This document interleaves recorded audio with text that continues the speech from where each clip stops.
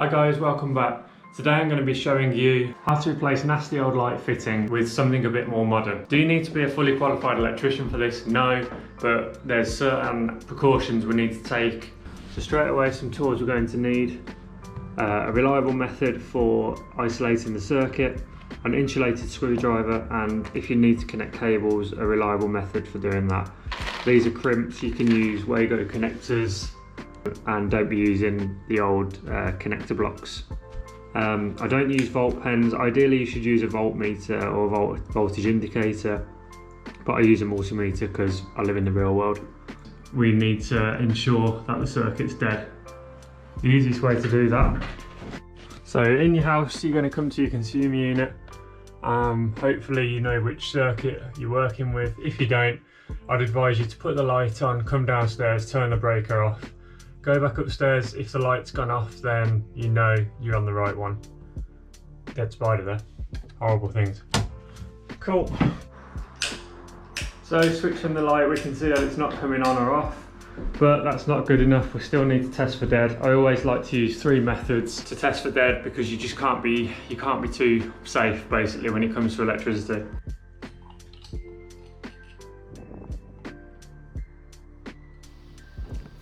So all I'm doing here with the use of a multimeter is testing for dead. First I'll test live and neutral, then I'll test live and earth, then I'll test neutral and earth. It's very important to also go back to the switch and switch over to the opposite side of the circuit and do exactly the same test for that side. You don't necessarily need to switch it for this kind of light, but it's just better to be safe than sorry. So second method, I've tested with the actual meter. The light doesn't turn on. I'm 90% sure and happy that this is dead. Third method I like to do, and some people might disagree with this, but without actually touching any copper, I'll take the connections out and I'll touch the live and the neutral, or the live and earth together. If it is live, or if there is any redundant electricity there, you'll get a little spark. It might trip the breaker, but you won't be killed, which is always a bonus. So at this point it'd be very easy to get confused with what's what. You've got your switch live here, your 2 permanent lives, and your neutral and your earth.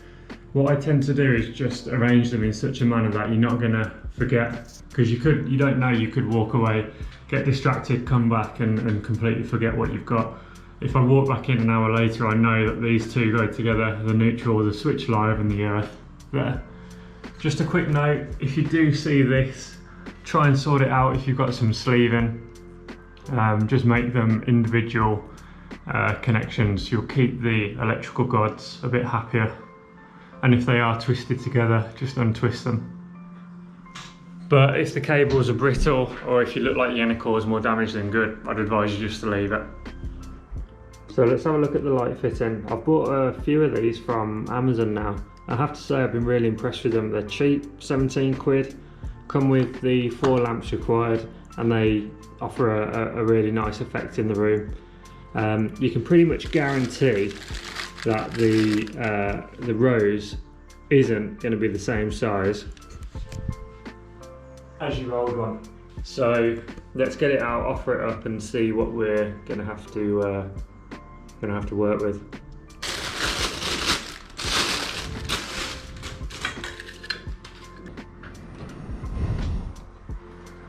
So as expected, it's a bit smaller than the one that was there before, so I'm just going to get a bit of paint.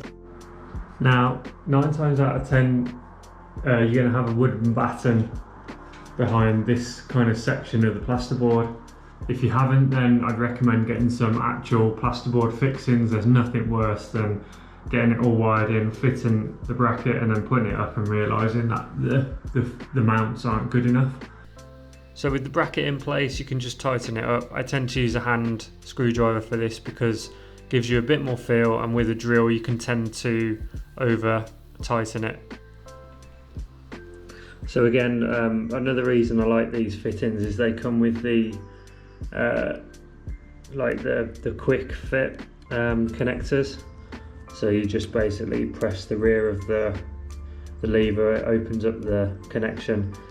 and you slide your cables in. So what we're going to have to do, because this is just going to house the live from the light switch and the neutral as well as the earth, we're just going to have to make off the permanent live up at the ceiling rows. The way I'm going to do that is with these.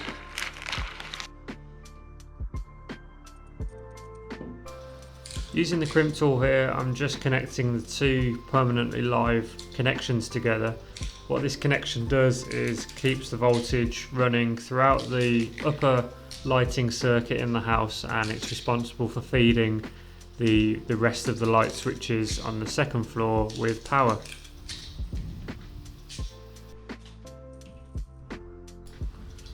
If you do use a crimp tool and not a Wago connector or something like that, just ensure you've got a nice tight fitting by giving the two cables a good pull. Okay, so installing the actual light fitting now.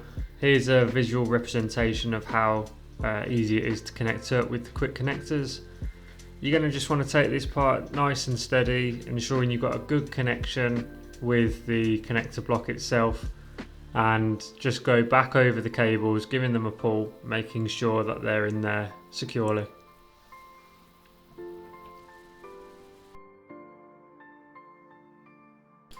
Again, taking your time, ensure that the cables are pushed up neatly and you're not damaging or disturbing the cables that you've made off in the connector, and just tighten up your securities on the bracket.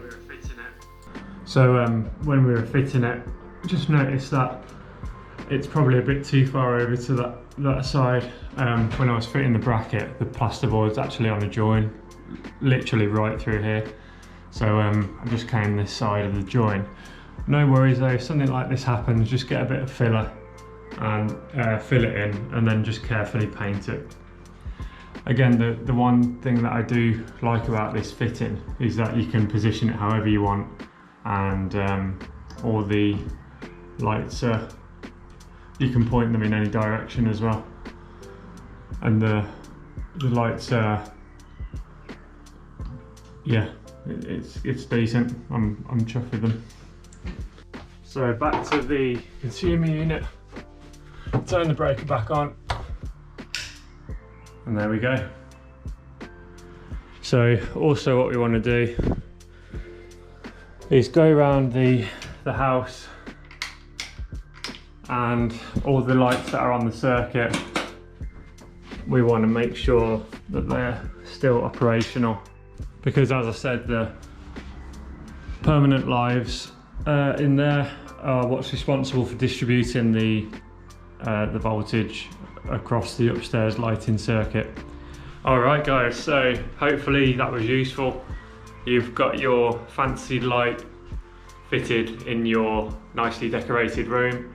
If you've got any damage, or not damage, but if you've got any kind of like exposed holes from the previous fitting, just get a bit of filler and just fill it in, and you can even just work it around with your finger.